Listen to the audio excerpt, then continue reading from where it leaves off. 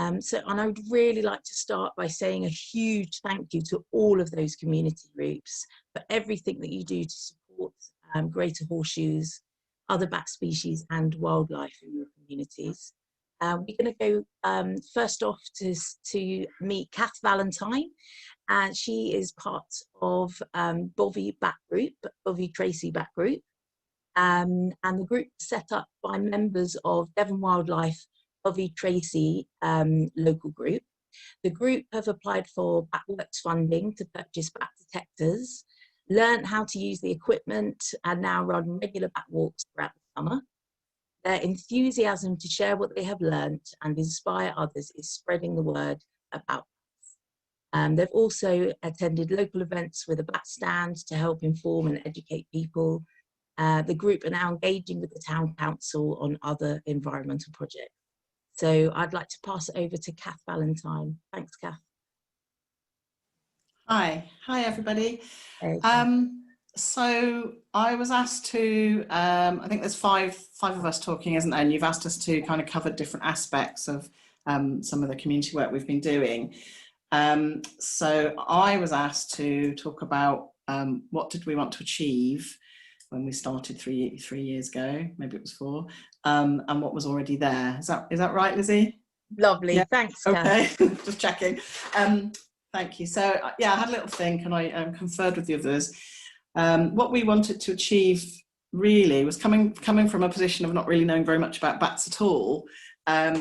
We wanted for ourselves, first of all, to learn about bats and find out what was going on, and how do you do this mysterious witchcraft thing of like actually detecting them and knowing what they are and interpreting all those strange squiggly signals or noises. And then we thought, well, once we were confident with, or at least more confident with how to do that, and we had a bit of knowledge, we were very keen to share that with others.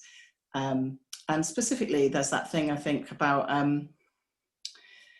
so the whole think globally, act locally thing is a great mantra. I think nobody would disagree with it, but in actual fact, you've got to be aware of what is local. In order to be able to act locally, you've got to know what's going on and how you can influence it. So yeah, that was our plan really. And also once Helen came to gave a talk at one of our local group meetings, and a few of us that were interested stayed behind afterwards, and she told us that we had a local, a small but nevertheless significant maternity roost for greater horseshoes, and I don't think any of us knew that. And it's kind of like, well, if we didn't know it, and we're kind of in the local group, and we're all people who are, quite tuned, we would have thought we were quite tuned into the local wildlife, then what about the rest of people, And so surely there's a role for us here to try and spread the word, tell people about the project, and just make sure that they, get engaged on whatever level they're able to. So that was kind of the beginning of it. And as you say, there was already continues to be a thriving DWT local group. So rather than being a completely separate thing, we decided to remain as kind of under the umbrella of that. So we're very much part of that local group, which we all think will help with the sustainability of the whole thing, because there's only really 7 of us, and actually that's a small number to keep something going when the project closes. But as part of a bigger local group, potentially it gives us a lot more, hopefully a lot more chance of continuing what we're doing. In terms of what was already here as well, I don't know if you know Bovey Tracy, everybody, but we have an amazing river, the River Bovey, that flows right through the town, and quite a lot of rather good, well, maybe not enough, but some very good environmental sort of bat-friendly countryside. And specifically, as I said, we have this small maternity roost, and we didn't really know what other bats we had. So we, as you say, we obtained a grant just to get started. Then fortunately we're able to go on to get further grants from local trusts, and we're now the proud owners of 2 tablets with Echometer Touch detectors and 3 Magenta 5s, which is enough for a group of, well, when we're allowed to have a group of people together, but enough for a group of, we've actually had up to 20 people and sort of 6 of us using that equipment and going around and doing a walk, and it's worked really well. Unfortunately, of course, we haven't been able to do that this year, but last year, so 2018 and 2019, we did carry out 5, each year we carried out 5 monthly walks, and we based those up at Park, which is a National Trust place, which again, we linked in with the ranger up there and told him what we were doing, and he was quite interested because bats is one of their key species. I know that bats are not one species, but generally speaking, it was one of their target sets of species, shall we say. So that's been good. And yeah, primarily we have focused on just getting the message out there and engaging people. The walks were all booked out throughout the last 2 years we've done them, and people just generally like, oh, I never knew this, you know, it's just so nice. And you get that, they start off a bit kind of suspicious, like, oh, well, how do you work these and what do you do? And then you get them off and you start seeing the bats flitting about or start detecting them. And you get this little murmur of excitement as people go, oh, there's one, and they get all excited. And then that just builds as the evening goes off, and we end the evening down at the river watching the Dorventons fly under the bridge, which is always a nice, it's always a bonus. You can pretty much guarantee it, but it's just nice when they turn up. So yeah, that's kind of where we got to. I think that's enough, isn't it, from me? Yeah, Kath, that's fantastic. Thank you so much. Not at all, not to thank. One of the things I think you raised there, which I think is really important for people to know, you don't need to be an expert. Oh, that's a real big key. So thanks so much. You brought that. You need to be enthusiastic and willing to share. Yeah. Share your enthusiasm and get involved. So that's absolutely. And thank you very much for the award. We're very excited about that, and we're going to try and get that displayed. It's on its way to you. Brilliant. Thank you. And hello to everyone. Well done to everyone else as well. Thank you. Thanks so much, Kath. Thank you. Oh, that's great. Thank you so much. We're going to go over now to Bat Friendly Beer. We're going to meet Nora Jaggers from Bat Friendly Beer. Fantastically, Nora describes herself as a nosy old bat, which I think is fantastic. Having been brought up by parents with a keen interest in nature, who encouraged her natural curiosity and taught her to be observant, along with some of the other volunteers from Beer Village Heritage, he helped us set up the recording equipment for the pilot scheme, lugging car batteries across fields. Luckily, she doesn't have to do that anymore. It made sense to help local people understand how they could help to restore a bat-friendly environment. So the Bat-Friendly Beer Group was set up. BFB, or Bat Friendly Beer, will be one of the many legacies of the Greater Horseshoe Bat project. So I'll pass over now to Nora. Thanks, Nora. Hello there. Hello. Hello, I'm here. So, do you want me to start talking? Yeah. I think Kath's already pointed out, and Lizzie's confirmed it, that you don't need to be an expert. And one of our main issues really is to remember that most of the people we're working with aren't necessarily interested in bats or anything else for that matter.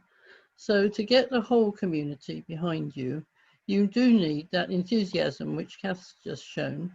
Beer Village Heritage was set up to excite, enthuse and educate people in beer, about beer. So, you know, taking on the bat seemed like a good project. Bats and beer are very much part of one another. I think everybody in beer knows that we've got bats in the caves now, but I guess for most of them, they're not going to know that they've got more than one kind of bat. You know, a bat is a bat is a bat. So, but from our point of view, what we've been trying to do is to support people to think bat and to think about how they can put right some of the things which have that have gone wrong over the years, and that's by helping in their own little way to make things a bit more bat friendly in terms of their own environments and within their own gardens. I think Pete Youngman took the right approach when he started, because he asked Beer Village Heritage to help do the pilot project and put the recording equipment out. And I think we saw that as a great as a great adventure, you know, going out over the fields we weren't normally allowed into and putting stuff in hedges. And we got a really good reward a few weeks later, or a few months later, when the results came back from Exeter University. And we were able to see how many bats had gone past our particular microphone. And you know, there was a little bit of competition. Oh, I had 3 greater horseshoes. How many did you? 11. Cool, dear me. And that it made us, it started enthusing us about something we didn't need to know any more about it in a way. We were just enthusiastic then about the fact that there were bats and they were flying around. And one of the things about bats, of course, is you can't see them as a rule. And I can tell you now, I can stand out in the evening with a balcony, with a detector, and I won't see the bats. I might be able to hear them, but I won't see them. So one of the early things we did for several years was to do a farm walk, and looking at what the local landowner had done to make their practices more bat friendly, greater horseshoe bat friendly, and then to go down underground to actually see the hibernating bats. So, you know, going early in the season, sort of March, before the caves were actually open. And that, actually seeing them, you know, actually seeing a whole raft of greater horseshoes all lined up, well, it was just so exciting, not just for us, but for all of the people who came down with us. So we started doing as many things as we could to try and raise awareness of the fact that we needed more pollinators for birds, for insects, and for moths and for butterflies, and that so we took advantage of any village event to have a little stand and talk about greater horseshoes. We gave out wildflower seeds left, right and centre. I wasn't entirely convinced that some of the primary school children didn't think that if they sowed the seeds they might get some bats coming up, but that was something we needed to hopefully address at a later stage. We put seeds out in our heritage centre, and people from all over the country took them. They left us little notes saying, well, I've taken this up to Northumberland or to Oxfordshire or wherever, because I think we ought to encourage bats around me as well. So the message was obviously in a little way got out there. And I think we have to remember again that everybody takes messages in a different way. So one little boy down when we took him in the caves, he was a first year at school, told his mother subsequently, well, that the thing he'd learnt was that he mustn't take photographs of a bat in the caves. And his mother said, oh, of course, the light would frighten it. Oh, no, he said, it would be the click of the camera. And I think, you know, he's never going to forget that. He won't remember how he knew that bit of information. It won't matter, but he will know that. And it's something that he will then pass on. And that's, I met somebody who had been at one of our events ages ago, and he said, I remember you told us that you got this project going to find out where all the male greater horseshoe bats went in the summer. I remember you wanted to know what happened to the blokes. He might not have remembered anything else, or he might not have known anything else about bats anyway, but at least he was aware, and at least he knew something. Oh, Nora, that's great. I love that he's now found out where all the blokes go. They've found out where the males go in the summer. That's fantastic. Thank you so much. I know we're getting a bit short on time, so I hope you don't mind. I just wanted to say it's lovely to hear you're sowing the seeds. I thought that was quite lovely, getting all of those seeds out there, and I think that's something that you really have nailed, is that you enthuse people, Nora, and I think that's a really fantastic thing. And something else that you brought up the other day at the talk was that you don't have to create always your own events. sometimes you can get involved in events that are already happening, and then it's much easier to kind of jump onto those events as well, isn't it? And I think that's a really key thing. Things that are already happening, go and get involved as well. So thank you so much for all your enthusiasm. It's lovely to see you. And I think we're gonna move along now. Thank you so much, Nora. Cheers. We've got the lovely Tess Frost. Now we're going to hear all about Chudleigh Wild. Well, maybe not all about it in 4 minutes. That's a bit of a stretch. Tess is a member of Chudleigh Wild, a group of local residents who want to share and enthuse others with their passion for wildlife. She's been supporting the Devon Greater Horseshoe Bat project since it started. With the support of Chudleigh Town Council and Teignbridge District Council, she applied for BatWorks funding and created a bat-friendly garden in Chudleigh. You may have seen that in the project video in the break. This showcases the best wildflowers that will attract the night-flying insect prey of the bats, and has a specially commissioned bat bench. Tess. Can't hear you. You're muted. I'm so sorry, Tess. It popped on and then it popped off again. Sorry about that. Thanks so much, Nora. And welcome to Tess Frost from Chudleigh Wild. Tess is a member of Chudleigh Wild, a group of local residents who want to share and enthuse others with their passion for wildlife. She's been supporting the Devon Greater Horseshoe Bat project since it started. And with support of Chudleigh Town Council and Teignbridge District Council, she applied for BatWorks funding and created a bat-friendly garden in Chudleigh, which you may well have seen in the project films during the break. This showcases the best wildflowers that will attract the night-flying insect prey for bats, and has a specially commissioned bat bench. Tess has also helped to develop 2 bat trail walks around the town so that people can see excellent bat habitats for themselves, and you can download those bat trails from our website. So I'm going to hand over to Tess. Thanks so much, Tess. Okay. Thank you. Am I there? Am I on? Yes. You're on. Yeah, you're on. I'm on? Okay. It's interesting that you say we supported the Greater Horseshoe Bat project. I think they've supported us.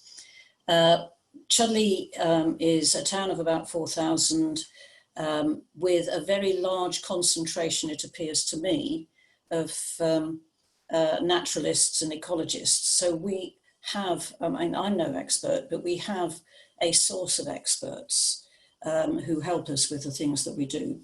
Now, my brief has varied, but I'll do just quickly the practical ideas. Can you see me? Because I can't see me. Yeah, I'm all right, fine. Yeah, we can see your mouth and head. We can see the top of your head. That's better. Is that better? Because lovely, thank you. No feedbacky thing. Yeah, that's great. We can see you, thank you. Okay.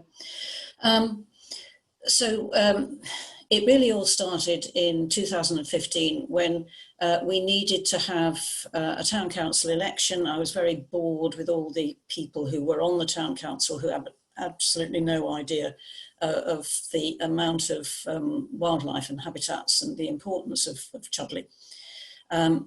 Vaguely aware of bats, but they were those bloody things that stopped you doing things. They weren't actually of any benefit at all.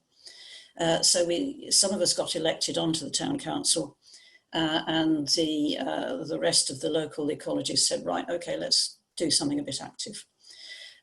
We were slightly organised in that we thought we'd try and cover as much of the community as we could, doing things for activists and also the more passive things.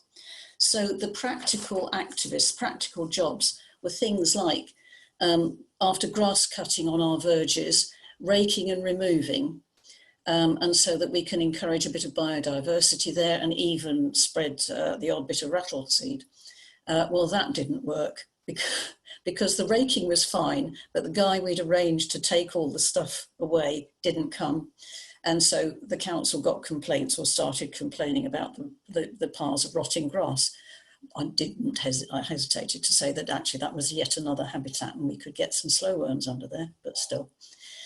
So there was that. There was the bat garden, which has been mentioned, which was designed by one of our local residents. The bench was a bit of luck, a serendipity. There were an awful lot of oak trees around us, and we knew some of the tree surgeons, a very talented guy, said, I know a bit. I can turn that with my mate with a chainsaw into a thing that looks like a bat, but you can sit on it.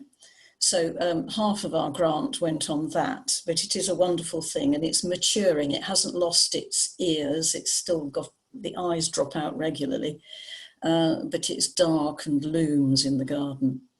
The garden is well used. It's right next to the rock, which is the home of not only horseshoe bats, but other ones as well.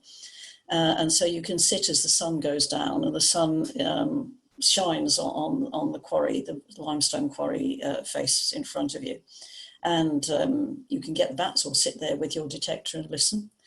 One hint, when you go out with your bat detector, take a teenager. They see the bats much better than us oldies.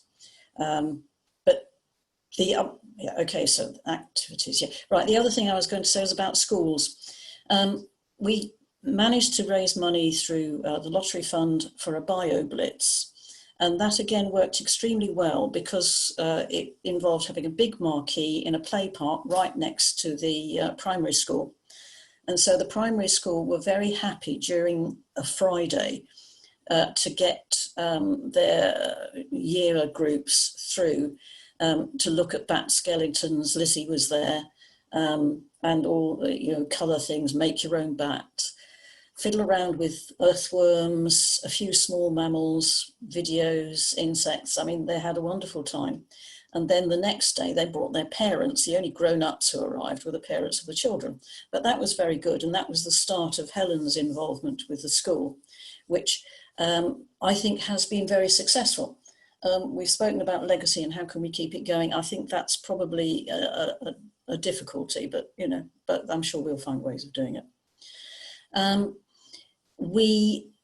Other practical jobs include on public areas. I mean, we've got quite a lot of public open spaces. There are some hedges that used to be trimmed that we can allow to grow tall. There's the bat field that has bat corridors that need to be trimmed back. We can do that. There's a lot of stuff that you can just do. It costs nothing. You just get a few scratches.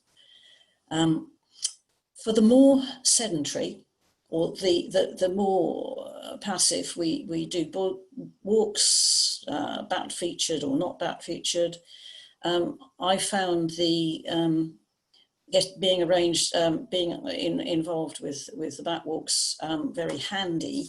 It was, I knew the places, but I didn't have the expertise to put the things together. And so that's where, again, the horseshoe bat was very useful.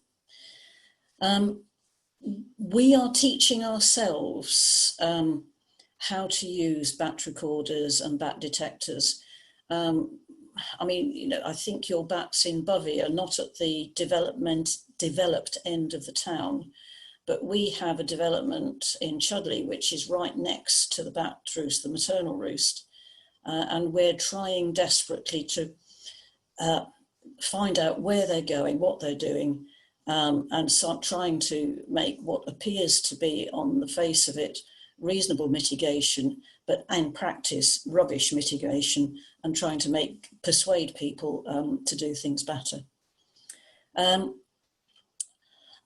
There's lots of other things that I could say, but I don't think there's any point other than saying that what started off as just being an idea 5 years ago and had approval of maybe 30% of the population in managing things for insects, for flowers, for biodiversity and biomass, is now getting approval of nearer 60 to 70%.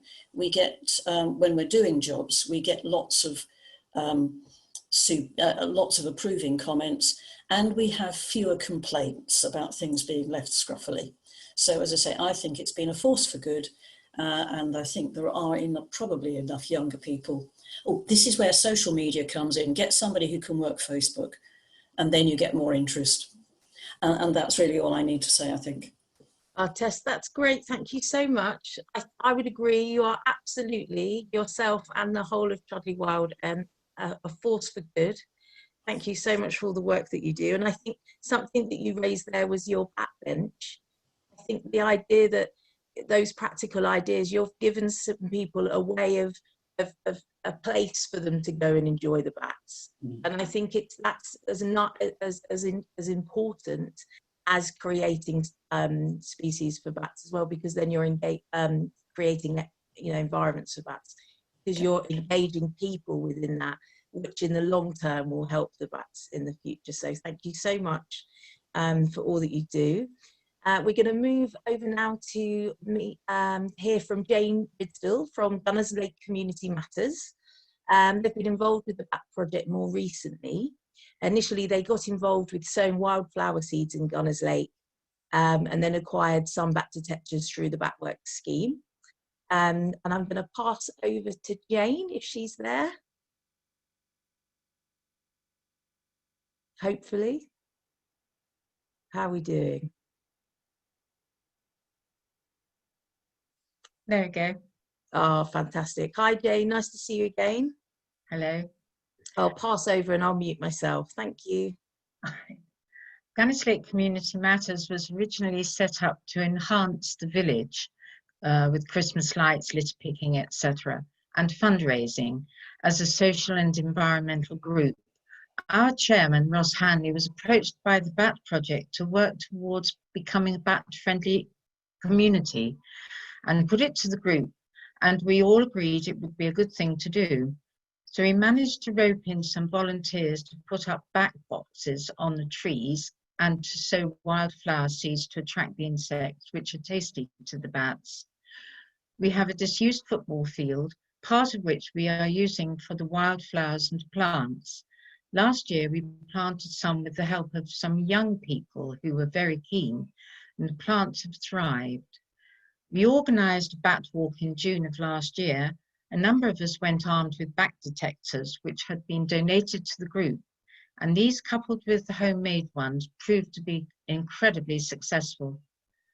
We went to the Devon side of the river path to the Devon consols in the dusk, and it was a good time to listen to nightjars, and we were very lucky to see them flying. Then we had the signals from the bats as they woke up and got ready for their adventures. Most of them were pipistrelles, but on the way down we heard a couple of different ones. A couple of weeks later, I took my sons and grandchildren along the Cornish bank, where we recorded a lot of pipistrelles. At the bridge, just past the lime kilns, the sound changed to a couple of greater horseshoe bats and got even louder the other side of the bridge. There were many there, and the children were extremely excited. There were going to be more walks this year, but in the end it was not to be. However, we are still looking forward to next year. We will plant more seeds around the area and give out free packets of seeds to anyone in the area who would like to use them. As soon as it is possible, we will set up some more bat walks. We need to make sure that what we're doing now should be carried up into the future.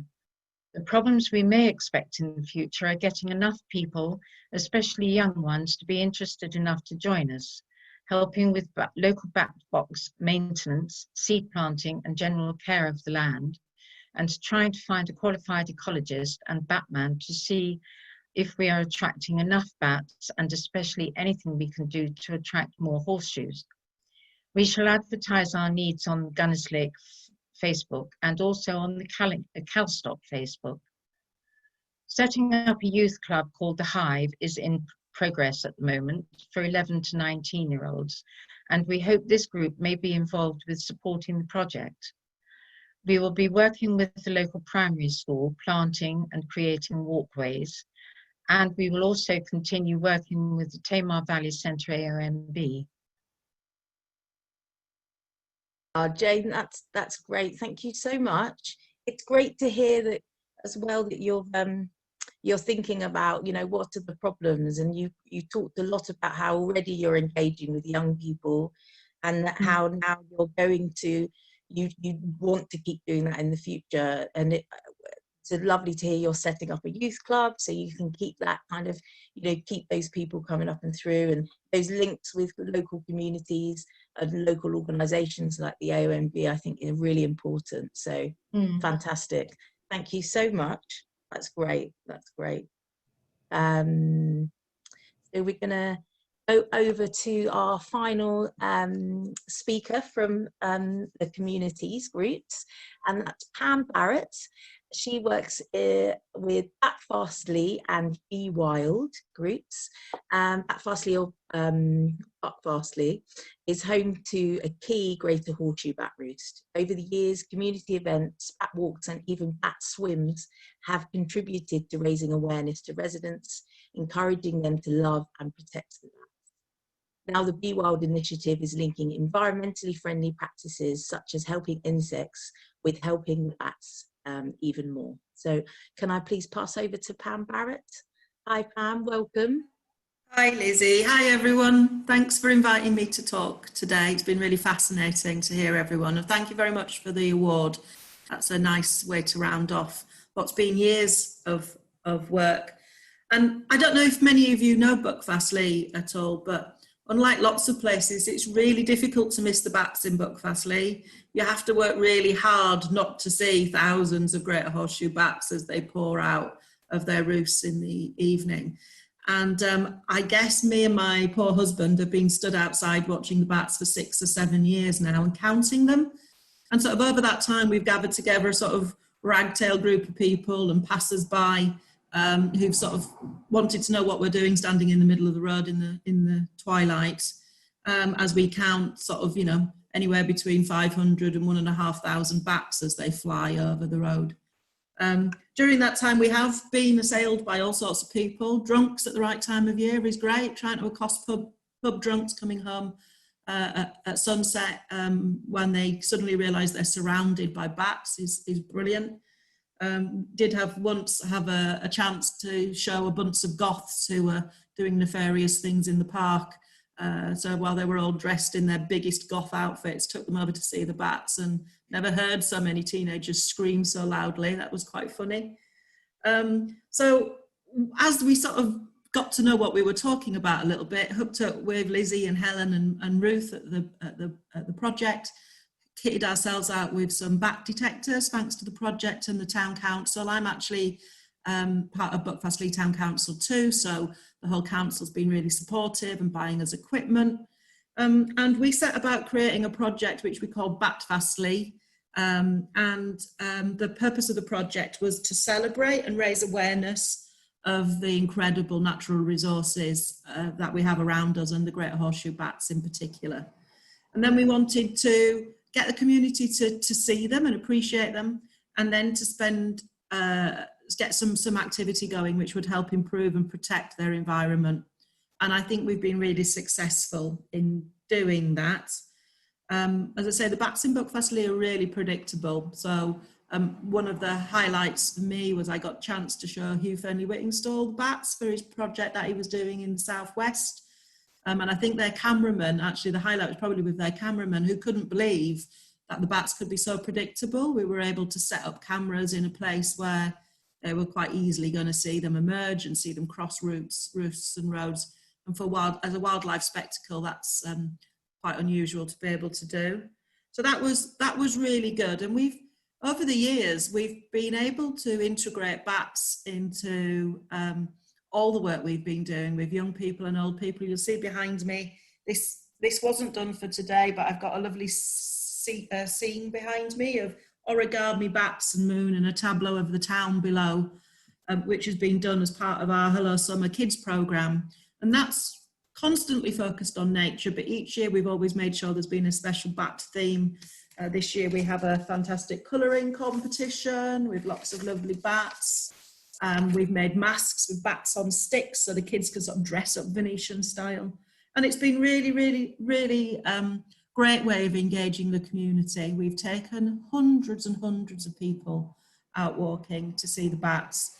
I help run the local outdoor pool here, and there have been nights when we've advertised night swims, and we go and see the bats before everyone goes to swim in the dark.